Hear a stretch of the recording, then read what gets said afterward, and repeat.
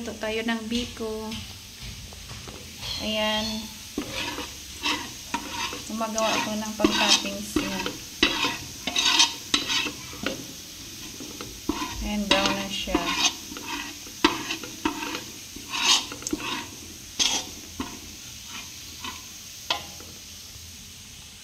Ito na yung gata natin at saka asukal. Palaputin lang natin yan. Saka ilagay na natin yung ating yan, kanin. Kanin na malagkit. Malabnaw pa. Ayan, medyo malapot na siya. Malapot na nga. Okay. Ilalagay natin na yung malagkit. Parang malagkit talaga ito. Natin.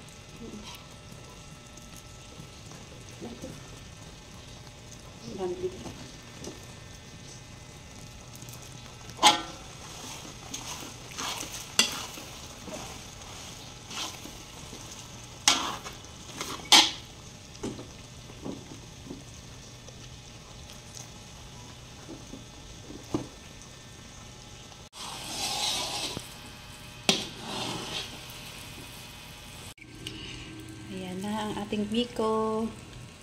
Luto na. Masarap. Ang asukal niya buo. Yung ano na siya. Malapot-lapot.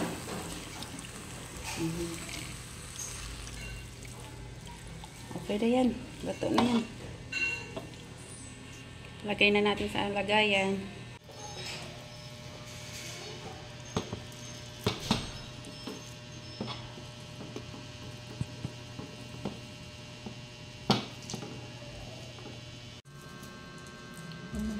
Kamay.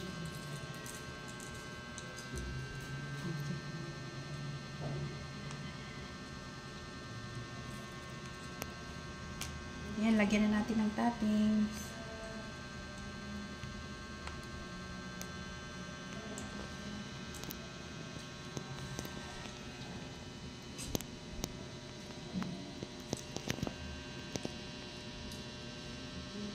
Ayan, next na naman natin ang kalamayhati. Hindi ko na hinugasan yung kawali kasi parehas lang din naman yan. Malagkit, asukal, at saka gata. Ayan, hinalo-halo ko na yung gata at saka giniling na malagkit at saka buko, niyog. Ayan, saka gata.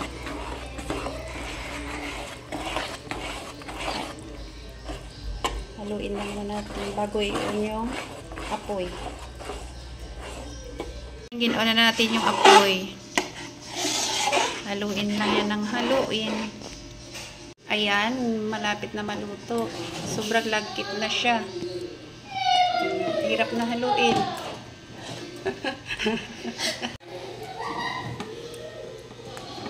Oh my gosh.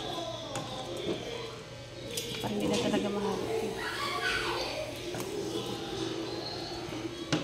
Gaitip.